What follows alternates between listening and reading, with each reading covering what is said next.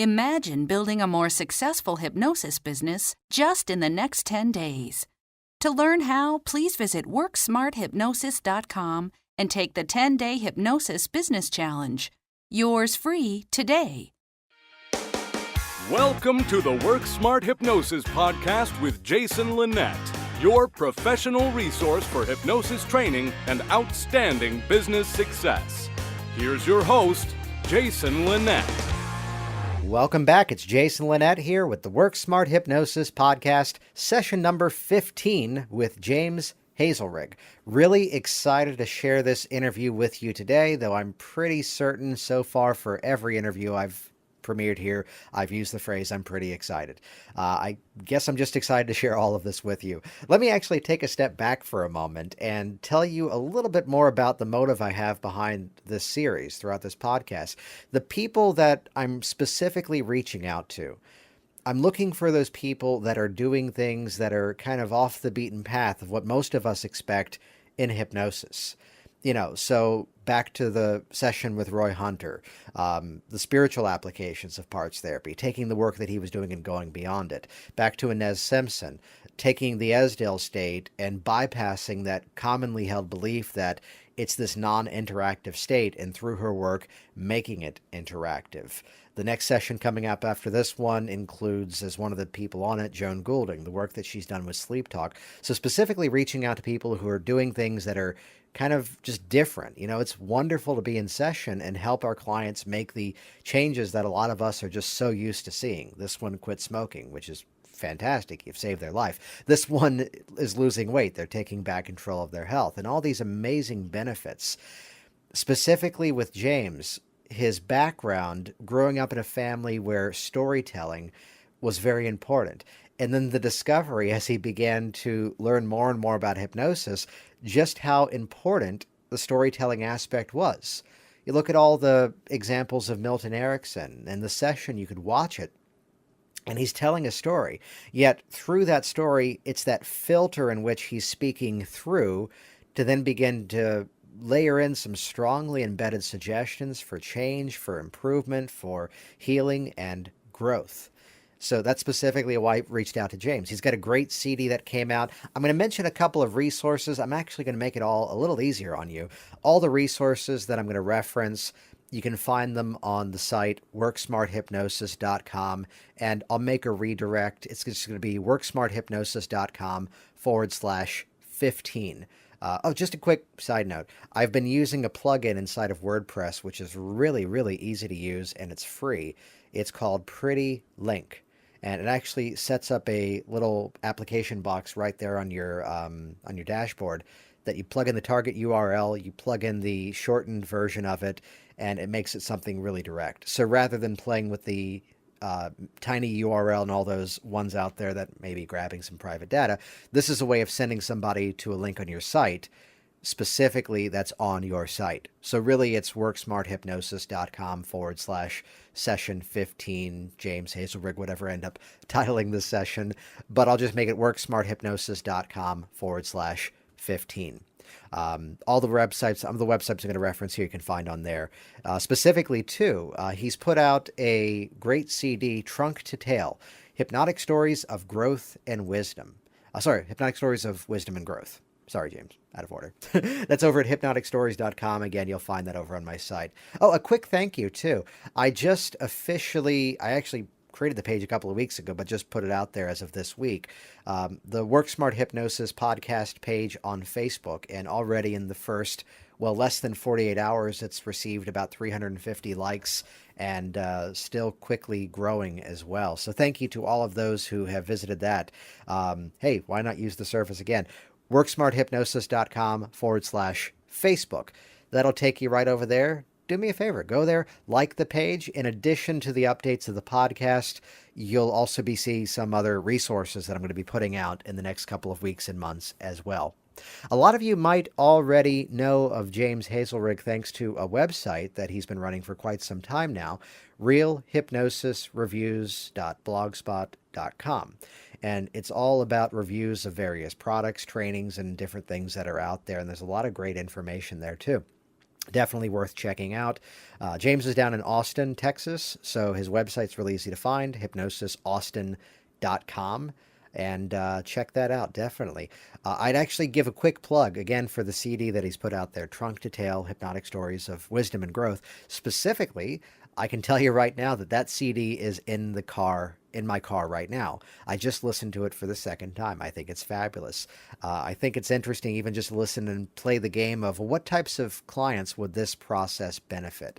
What types of people would this story benefit? What are the different directions? You'll hear the point of view that James and I both share the anecdote in this conversation of oftentimes in a session playing the game of how do we let the story develop further based on the reporting issue of the client.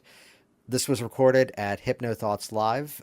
Check this out. Again, this was actually recorded at the table James was manning with his information there as well. Here we go. Session number 15, James Hazlerig. You're doing hypnosis in prisons. Yes, technically in a county jail, the Travis County Correctional Complex. And I've been invited there to teach a class that we call Mental Freedom. And when I initially sort of sold the jail on the idea, we said it's meditation, visualization, self-hypnosis, and some other things. And we've just, slowly kind of emphasized the hypnosis a little bit more as we went along.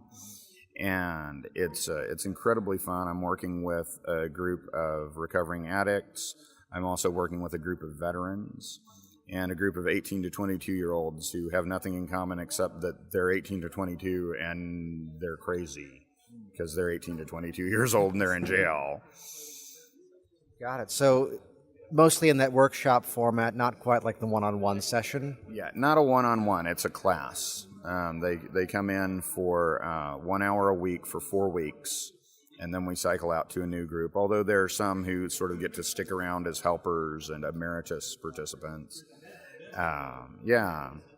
Got it. So we're here with James Hazlerig, and you're out of where exactly? Remind me. I'm out of my mind. No, well, I am. Austin, Texas is where my practice is, and that's where that particular jail is. Got it. And just share with us a little bit in terms of your journey, how it is you first got into hypnosis. Well, I got into hypnosis by childbirth because my mother used hypnosis to control the pain of childbirth. And so I grew up with that story because my mother told that story every time one of us had a birthday. So I heard it 4 times a year as I was growing up because I'm the 4th of 4 children, and she used it for all of us. People sometimes ask me, how long does a post-hypnotic trigger last? Well, my mom's lasted for over 9 years because that's the distance between my brother where she learned it and me. So I got into hypnosis, though, really kind of sideways. I was interested in trance states. I was interested in how the mind affects the body, and I had depression that I needed to overcome, and I knew that drugs weren't going to do it. So I pursued positive thinking and methods that would help there. I also, and I didn't know I was training for hypnosis then, but I got a master's degree in English, so I learned all about metaphor and identity and things like that. And I, for the fun of it, did an awful lot of storytelling around campfires, and I didn't know until later that I was doing group hypnosis when I was doing storytelling. And I'd love to ask this then, how has that storytelling experience, well, let me ask you this from this perspective. You're going through hypnosis training, you're learning more information. Did you have those moments of, oh, wow, I'm already doing this? Oh, yes, definitely, over and over with a lot of different things, but definitely with storytelling. When I thought, oh, yeah, sure, you stand up, you engage their imagination, and you lead them on an imaginary journey. And even when I was storytelling, I would shoot for phenomena. I didn't call it that. But I would say, okay, it's a sunny afternoon in Texas in the summer. I wonder if I can make these people shiver. And I wonder if I can make them shiver one time by talking about cool things and another time by talking about creepy things. So I was eliciting phenomena even before I knew what that meant. Yeah. And there's some work you've been doing recently to bring a little bit more of the storytelling into the hypnosis community. Could you share with us a little bit more about that? Absolutely. Well, I'm, of course, fascinated by Milton Erickson and the way that he used nested loops. And that's not something I had really previously played with. So I decided, it was actually a final project for the Hypnosis Practitioner Training Institute. I graduated in 2012 with them. I said, I want to create just a Mondo nested loop story with like 14 loops. So I set up a chart, and then I set out a recorder, and I recorded myself telling this lengthy story that's become known as the Elephant Stories. And it was so much fun that they asked me to do it at graduation, so I got up and did it there, and it was so much fun. I said, well, I think I'll do it at Hypnothoughts Live back in, last year, 2013, right? And people talked about it so much, I decided to come back, and I went ahead and made a recording, a CD of about 72 minutes of theoretically 5 stories, but it's more like 25 stories because of all the loops and combinations. Yeah. And we were previously talking about how that structure of storytelling, it's that Ericksonian model, that we can begin to talk creatively about the issue through the story. This is a conversation I tend to hear from a lot of people about, do we take that opportunity and begin to unpack the metaphor for the client, or just let it sit as is? And that's a question I like to ask, just in terms of what's your approach, although I'm sure it may often vary depending on the client too. Well, you took the words right out of my mouth. It really depends on the situation and the client and how you want to work it. And could you share perhaps a recent example of a time that you did choose to unpack, and perhaps a time where you choose to just let it sit as it is? Oh gosh, wow. Not to put you on the spot, but tell me right now. Specific example. Well, or thematic. Right. Wow, that is a great one. Well, there's a particular sort of story set that I use with my guys at the jail, and it's about 2 monks. And usually, I explain that the monks are guys who they've taken vows of poverty, meaning that they don't own anything that's theirs. They've taken vows of chastity, which means they don't interact with women, they don't have sex, and they've taken vows of obedience. And they all wear the same thing, and they live in little cells. And they don't really get out much unless they're ordered to go there, because they have to follow the orders of the abbot. Now, sometimes I will say, does this sound familiar? And look around at my guys all wearing the gray and black bars with matching Crocs, right? And I'll make that explicit. But other times I'll just kind of leave it right there and go into the story about all of that. And I'll also slide in little suggestions, little ideas. There's a point where they cross a river, and I say, there were a lot of fish in the river, and the fish were just swimming around unaware of that water, the way that we swim around in our thoughts, completely unaware of our thoughts. And then I just move on to something else. So, I kind of play it by ear and how I'm feeling that day. Sometimes I'll unpack it, sometimes I won't. And I'm curious to find out, is the goal often, would you say, to look for stories or to create stories, or to fit the stories into the context that the metaphors will then apply? Yes. Yeah, I mean, I collect stories, and I keep most of the collection up in my head. But I'm also looking for times when I can craft a metaphor for a client. And what was the other option? Oh, creating stories right there, which I guess is crafting the metaphor for the client. I'll also do things like use an allusion to a well-known story. I had a client who was very concerned because the next day she was going to be getting the results of a biopsy. And she was worried that she might have cancer, and she's a very holistic person. She was very determined. She was not going to do chemo or radiation. She knew she could handle it. She knew she could take it, but she was worried she's going to walk in and talk to the top oncologist in the city, and she's afraid he was going to look at her and with that power and authority say, you must have chemo. So I crafted our session around references to The Wizard of Oz, which I knew that she loved.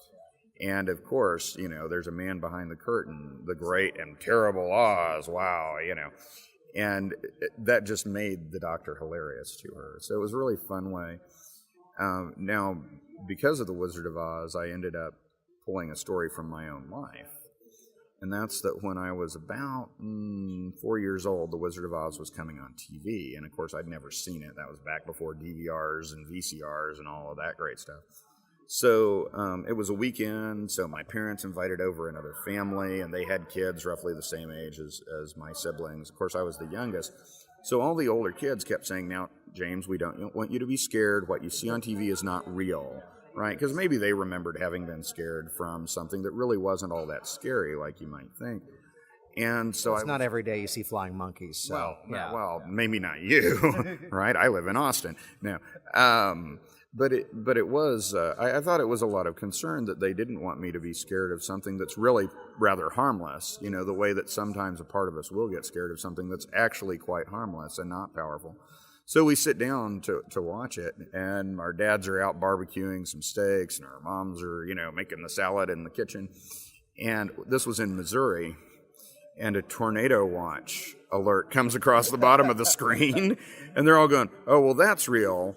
But the tornado in the movie is it, and then it turned into a tornado warning, and my dad and the other dad had to grab the steaks and the salads and everything and take us all down into the basement to hide out from the tornado that I had just seen, and everybody told me wasn't real on the TV, and it came into my life, and it took me a long time to figure out what was real and what wasn't, and to realize that I don't have to be scared anymore of even something that seems so great and terrible. So it was really fun to weave back and forth between the story and the story about my life, and I had no plan for what it was going to be. And it's that benefit of often even looking outside of the hypnosis industry, even just looking into our own experiences as that story is. There's a bit of a metaphor, that story that I'll tell sometimes that I'll briefly summarize, which would be, I used to work in the theatrical environments. I was in stage management. And it turns out the best way to offend an actor is they come off the stage and you say, "Wow, how do you learn all those lines?" You've reduced a pouring out of their soul on stage into a memory stunt of memorizing a bunch of words. And the story can progress further in terms of the actors sitting around the tables, understanding the lines. And here's the scenario of the actor forgetting the words in the final rehearsals. The amateur director will say, "What's wrong with you? Haven't you been studying? Why can't you remember those words?" But the professional director knows to ask, "What's your character saying?" And without fail, as if he's psychic, the director doesn't know what the actor's trying to express in that moment. So from life experience, here's an example of, well, where can we use that? Memory improvement, test anxieties, any time where we need to attach meaning. It's why is it that most of us don't remember names? We weren't listening in the first place. That's right. Yeah. Absolutely. Yeah, people, since I've been kind of teaching storytelling, and I did a whole day-long storytelling workshop with Richard Nongard, and now I've got, my storytelling CDs, and I taught some stuff here. People always say, "Well, where do you find stories?" And I'm like, everywhere. They are everywhere around you. Our identities are stories. And so you just sort of develop an awareness for them. And it was funny, too, what you said about looking outside of hypnosis and your own personal experience. A while back on HypnoThoughts, they were saying, well, what requirement should we have to make a hypnotist a great hypnotist? And I said, well, obviously, you should have a master's degree in English like I do, because I don't think I could do hypnosis if I hadn't done that, because I draw so much on what I learned. But everyone draws on that special thing to create their art as a hypnotist, and that's just one of the cool things. James, thanks so much for your time. You bet. Thank you. Thanks for listening to the Work Smart Hypnosis podcast at WorkSmartHypnosis.com. Hey, it's Jason here, and reading is lame and videos are awesome. So do this right now. Go ahead and click subscribe right here inside of this video, and that will link you to my YouTube channel, and you will be the first to find out as new information is shared here online. Click subscribe now. Stay in touch. I look forward to hearing of your success very soon.